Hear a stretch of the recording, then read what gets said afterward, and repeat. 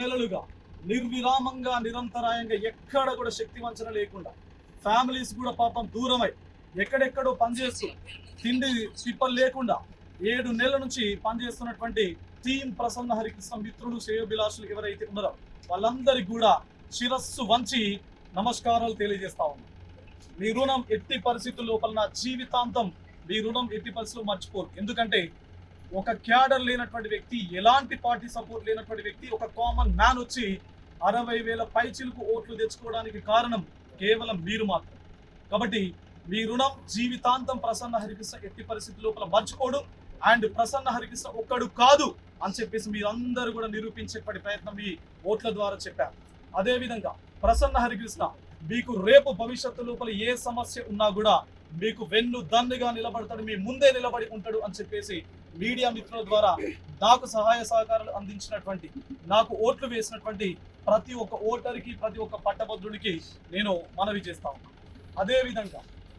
అదేవిధంగా రాజకీయాలు డబ్బులమై అయినటువంటి సందర్భం లోపల నేను రాజకీయాల లోపలికి వచ్చినటువంటి నేపథ్యం వేరు.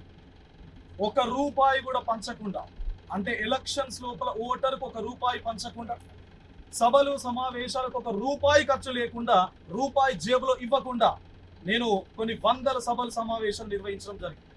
1 రూపాయి ఓటర్కి ఇవ్వకుండా 60,000 పైచిలకు ఓట్లని తీసుకొచ్చుకోవడం జరిగింది.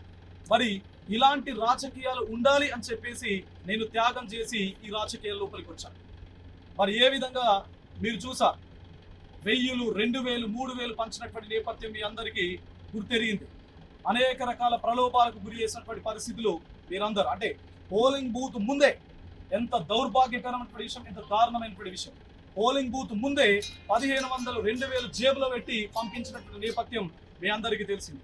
మరి ఇలాంటి రాజకీయాలకు తప్పనిసరిగా భవిష్యత్తు లోపల ప్రసన్న హరికృష్ణ స్వస్తి చెప్పడానికి ముందుంటాడు అని చెప్పేసి మీ ద్వారా మరొకసారి నేను తెలంగాణ రాష్ట్ర ప్రజలకు మనవి చేస్తా ఉన్నాను.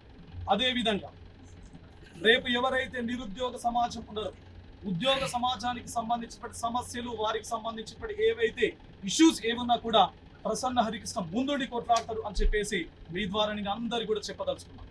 మరి ఈ ఓటింగ్ విధానం లోపల నా జీవితాన్ని త్యాగంగా చేసి నేను పక్కకు పెట్టి నేను రాజకీయాల లోపలికి వచ్చినటువంటి దరిమిల నా కుటుంబం నాకు వెన్నుదన్నుగా ఉంది. ముఖ్యంగా నా భార్య, అంటే ఒక వ్యక్తి ఇన్ని సంవత్సరాల ఉద్యోగాన్ని, తట్టు చిన్న ఉద్యోగం కాకుండా అంత పెద్ద ఉద్యోగాన్ని కూడా త్యాగం చేసి వస్తున్నప్పటికీ ఎక్కడ కూడా డిసప్పాయింట్ కాకుండా, ఎక్కడ కూడా నన్ను డిసప్పాయింట్ చేయకుండా నాకు వెన్ను దన్నుగా నిలబడి నా జీవితాంతం ఇప్పటి వరకు నడిచి ఎక్కడ కూడా చిన్న డిసప్పాయింట్మెంట్ నాకు ప్రచార కార్యక్రమం లోపల ఉన్నా మీరు డిసప్పాయింట్ కావద్దు, యూ కెన్ గో హెడ్ అని చెప్పేసి నాకు ఎప్పటికప్పుడు కృషి చేస్తున్నటువంటి నా భార్యకు మీ ద్వారా ప్రత్యేకమైనటువంటి కృతజ్ఞతలు తెలుపుతా ఉన్నా. ఎందుకంటే ఆమె రుణం నేను జీవితాంతం మర్చిపోను.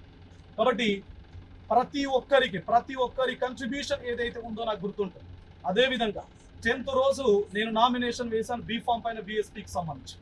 మరి బీఎస్పీ శ్రేణులు, డామ్సెట్ శ్రేణులు ఎక్కడికక్కడ శక్తి వంచన లేకుండా ఈ 13 జిల్లాల లోపల కష్టపడ్డాయి. కాబట్టి ఈ 17 రోజులు వాళ్ళు కంప్లీట్గా వాళ్ళ ఎఫర్ట్స్ ఏవైతే ఉన్నాయో ఎక్కడ కూడా డిస్ట్రాక్షన్ లోను కాకుండా ఎఫర్ట్ని పెట్టడం జరిగింది. వాళ్ళందరూ కూడా తప్పనిసరిగా గుండె లోతుల్లో నుంచి నేను ప్రత్యేకమైనటువంటి కృతజ్ఞతలు, ధన్యవాదాలు బీఎస్పీ మా పార్టీ శ్రేణులందరికీ కూడా నేను చెప్పదలుచుకున్నాను.